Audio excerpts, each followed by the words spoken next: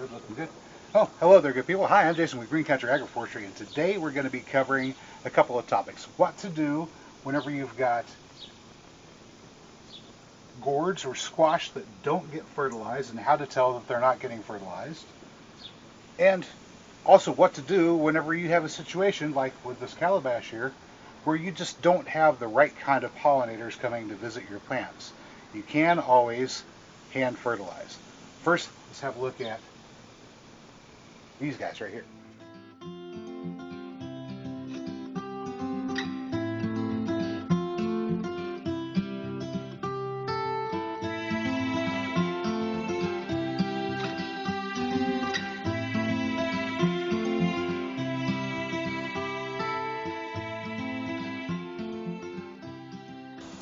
Okay, here's a good example of a female flower of this particular bottle gourd or calabash.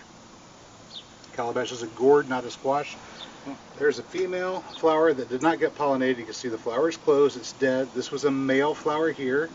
It's closed and dead. I'm just going to go ahead and remove that and this one up here because these are done. They're not going to produce anything for us. And we'll have a look at this dead flower. Look, sorry. Have a look at this dead portion. You can see it's beginning to turn discolored, dark there. Eventually this will just drop off the plant all by itself, and we wouldn't need to do anything else. There's another one. Once again, female flower, didn't get fertilized, and now it's getting all discolored. Will eventually drop off the plant all by its lonesome. Okay, there's another good example of a female flower that did not get properly fertilized. Right there. Let's just clip this off. Of course, behind it we've got one that did get fertilized. So, by comparison, it's turning dark and brown. Obviously, you can tell the flower is dead.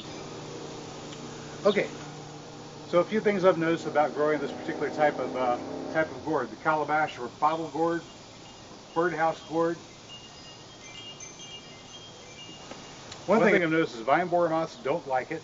So if you're looking for something that you can grow as a type of summer squash late in the summer particularly, you can always eat these like a summer squash. But the vine borer moths don't eat them, so you don't have to worry about losing your crop due to vine borer moths. Other insects don't really like them all that much either. We've got a grasshopper that's hanging out around here. There he is. He's just hanging out on the leaves, but I know he has no interest at all in eating this particular plant. Alright. Now the interesting thing about these flowers is they open for one night only. They're only open one night, then they close up and they die. So if the female, where'd I have one over here? If this little female doesn't get fertilized whenever that flower opens, it's not going to get fertilized, and eventually it will drop off the plant by itself, or I'll come by and prune it off deliberately. So how do we go about making sure these gourds get pollinated if we don't have the right pollinators? Specifically, the pollinators we need are bats and some types of hawk moth. And here at the river bottom, we don't really have a whole lot of bats, and apparently not many of that particular type of nocturnal moth that will come by and fertilize these for me. So we have to go manual. And I've got two methods of doing that. I'll show you one tonight, and then one the next night. I have to go get a piece of equipment for doing the other version of manual pollinating. You'll see. Alright. Okay, now that, yeah, if I shade myself a little bit here from that infrared light. Okay, now that nighttime has arrived, we can see the flowers have opened on these calabash, on these gourds. Right, here's one. Let's switch to normal light, and I'm going to use the flashlight so you can see it, because it is kind of dark out here. Okay, there we go. Got some light on the situation with my flashlight here. Alright, so looking up here, we can see a few things. Here is a birdhouse bottle gourd or calabash squash that has been, or gourd, that has been fertilized. This one, of course, is turning yellow and getting ready to fall off. It didn't get fertilized. This one here, I don't know. There's some discoloration. Doesn't necessarily mean it didn't get fertilized. I'll keep an eye on it and see what happens. This one You see from the swelling here is a female flower. It needs to get fertilized. Of course, since we don't seem to have a lot of bats or hawk moths down here at the river bottom, it's not likely to happen unless we give it a little bit of help. I think we can probably help it out a bit. Let's see. That's a female flower. There's got to be male flowers on this vine too.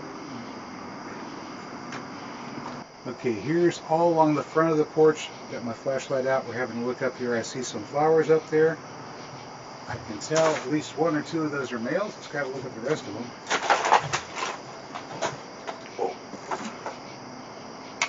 Alright, so here we have a male flower. This is a male flower. We've got pollen on the inside. It's opened up. It's nighttime.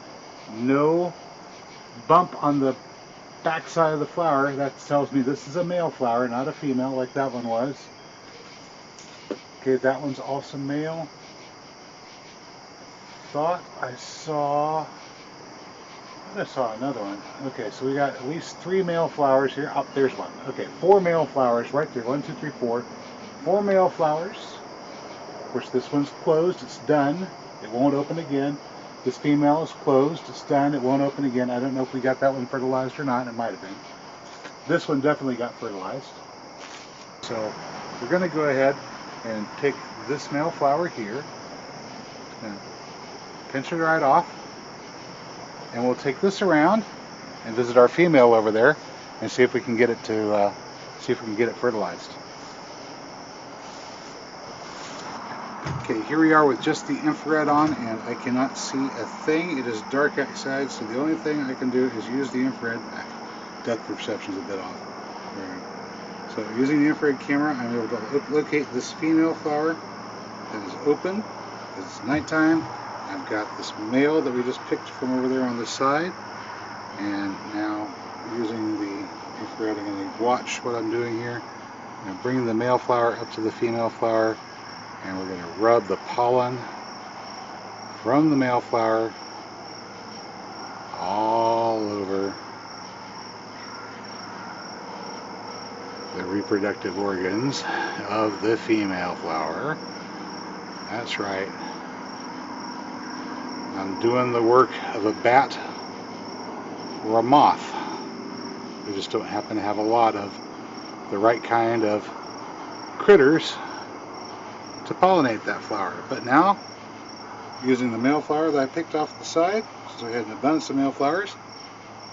We've got this female fertilized, and hopefully she'll start swelling up and getting big like this one is beginning to.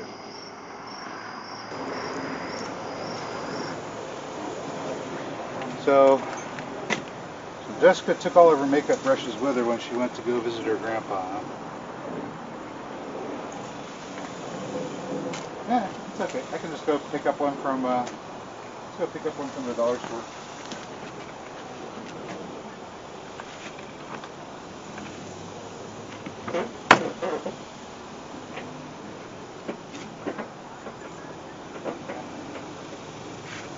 Yep. We can do that.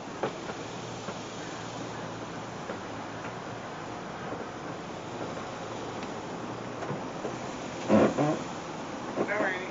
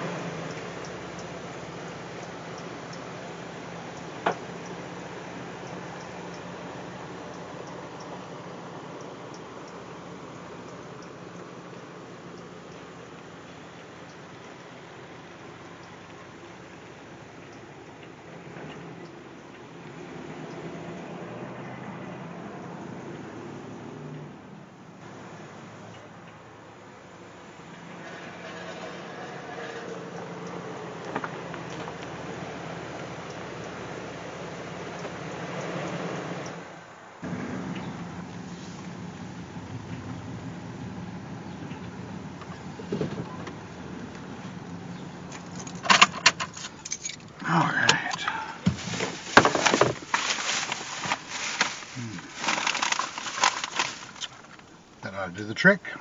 Right there. Oh, okay, good people. Here we are. It's one night later, and if you look right up here, we have got another female flower. Only this time, I've got that little makeup brush that we picked up from the dollar store. So we are going to take our makeup brush, find some male flowers, and pollinate with a brush. But I'm going to go ahead and switch to normal vision and use a flashlight so we can see what we're doing. Because the last time, whenever I did the hand pollination, I had the camera immediately in between me and the work area, and since this is up here and you're down below the steps at the moment, it's not going to be very safe for me to try to do that. So we'll go with flashlight for light and normal mode, pollinating with a makeup brush, $1 at the dollar store. Okay, now tonight we only have 2 good flowers for collecting pollen from. 2 male flowers. There's one down here, right above the flashlight there. You spot it right above. See the white flower, a male flower there, and the other one is right there. So we've got 2 flowers. With the makeup brush, we can now collect the pollen from the male flower without picking it.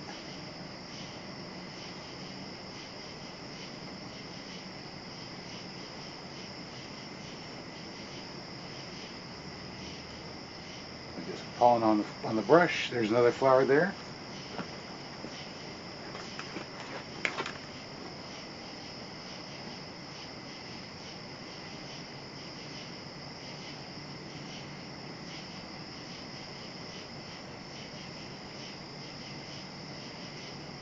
Alright, so I can see a very fine dust of pollen on the brush.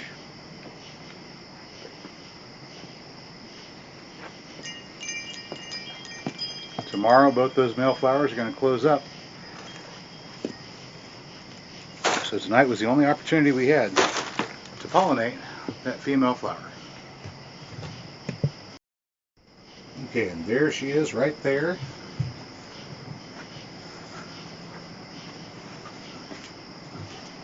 Right here. Female flower, easily distinguished by the bulge at the base of the flower. This is where the fruit will form. Of course, there's an example of one that's already been fertilized. Here's a closer view of the female flower.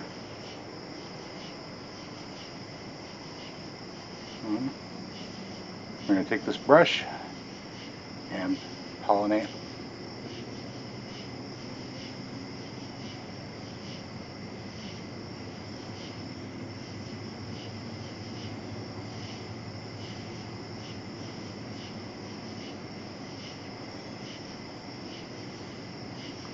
Just like so. Well, there you have it, good people. This is the Calabash or bottle gourd, night blooming flowers, hand pollinated, 2 different methods, one by just picking the flowers and using those, and also with a makeup brush. Hey, I hope you found this video informative or entertaining, maybe a little bit of both, and if you did, well, you know what to do. I will catch you next time.